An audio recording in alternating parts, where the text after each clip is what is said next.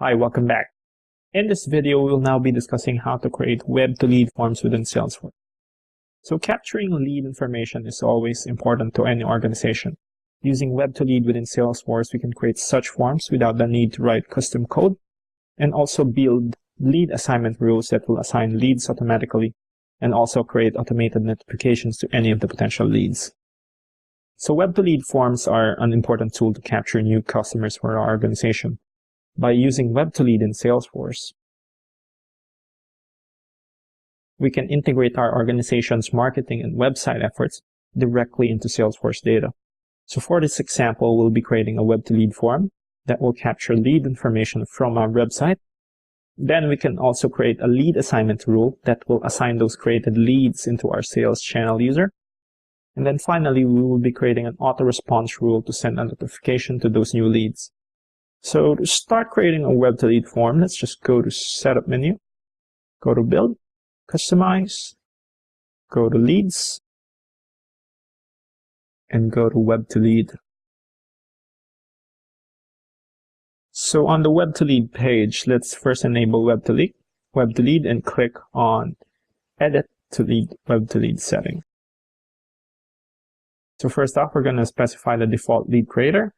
So since this is a lead form, we want a sales user to be registered as the lead creator. So let's click on the lookup icon, select our sales user Mike Murphy as our default lead creator. And for our default response template, let's just select a template from the list of templates available. So let's click on Sales, New Customer Email, and click on Save to finalize our web-to-lead settings.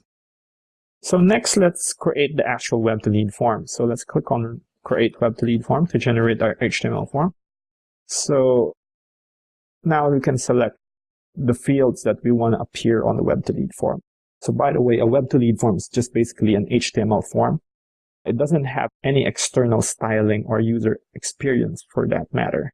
However, it is basic HTML that a web designer or a web developer can easily manipulate or can easily integrate with the external facing website that a company has. And it doesn't need any back-end custom code that in order to plug in directly to Salesforce. So with that in mind, we can now add some fields into our web-to-lead form. So first, let's select title, website, phone, mobile, fax, as well as the address and country. We're also going to add the industry, the annual revenue, and the number of employees. And also, we're going to add product interest as our main indicator of what they want from Mojo Electronics.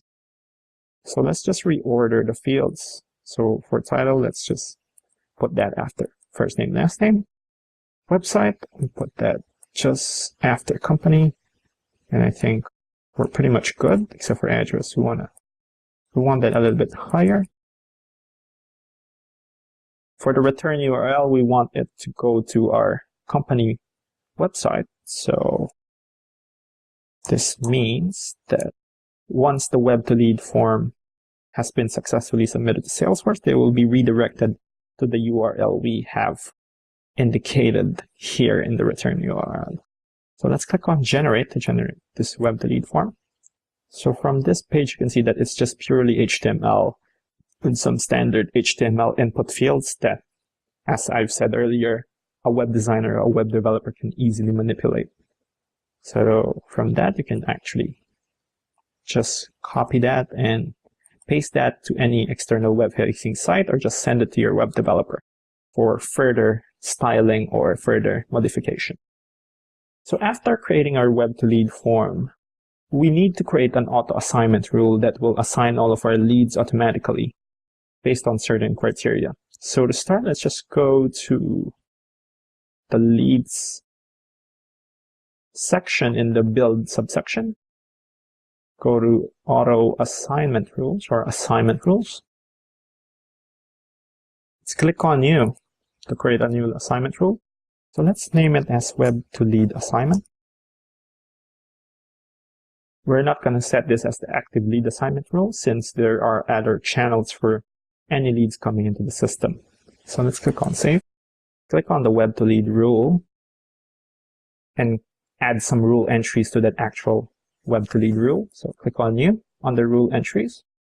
From here, we can specify the sort order, the criteria for acceptance for this web to lead rule, and the actual user that we're going to assign the new lead to.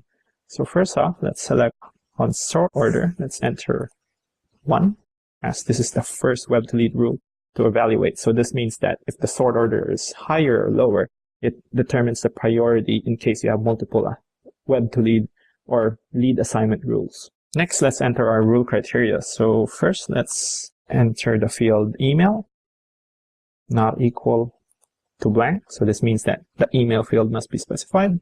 And then finally, let's enter lead source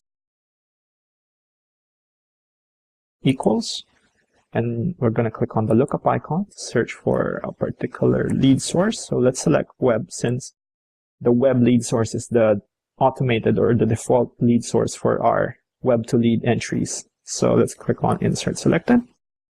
Next, we're going to enter the user which we're going to assign the lead to. So actually, we're going to assign it to a queue we created earlier. Let's just click on queue and click on the lookup icon and click on international sales. So this means that any web to lead entry that have entered the website into Salesforce will be assigned to the queue international sales. So this is the queue we created earlier, wherein we created it for international sales user and we added some international sales users to that queue. So any user within that queue can pick up or assign it to another user in the international sales department. Next, let's select an email template for the standard for the assignment of this. So let's select case assignment notification. So this is the email template that will be sent not to the client, but to the user or to the set of users that this particular lead was assigned to. So let's click on save. That's it. So we just have created our lead assignment rule and have assigned a user for that lead assignment rule. So finally, we're gonna create some auto response rules for this lead assignment rule. So let's just go to customize, click on leads, and click on auto response rules. Let's click on new to create our auto response rule. So for the rule name, we're just gonna enter it at web to lead rule, response rule, click on save. So let's just click on the web to lead response auto response rule and assign a rule entry for that auto response rule. So this is the same interface as we have experienced in the auto assignment rule. So let's just select our sorter. So this is basically the priority for which all auto response rules will be evaluated. So let's click on one. Let's click on this. Let's add the same criteria we created for the auto assignment rule we created earlier. So let's select lead source equals, click on the lookup icon and insert web as the value that we're gonna check as a parameter. Next, let's also enter email not equal to blank. Next, we're going to specify the email sender name and the address. So let's just enter Mike Murphy. Sender name and enter the email address. Next, we're going to specify the email template for this particular auto response rule. So this is basically the email that will be sent to the client once we have received their web to lead inquiry. So let's click on marketing product inquiry response. So that is our default inquiry email that will be sent to client in case they have sent a request for a code or a request for further information on a product for Mojo. So let's click on save to finalize that. So that's it. So same with assignment rules, we can specify multiple rule entries in the rule and can change the execution order of these entries within the rule entry page. So you can add as many entries as you want within this auto response rule. So that's it. We have just demoed the power that Web2Lead forms can bring to your business. So using Web2Lead forms, we can generate HTML forms without writing code that will directly plug into our Salesforce backend from any external website. So from a Web2Lead form, we can also create an automated auto assignment rule that will assign any of the new Web2Leads to particular users, as well as create an auto response rule that will send automated emails to our client based on certain rule criteria. So for the next video, we're going to discuss how we can manage lead conversion within Salesforce CRM.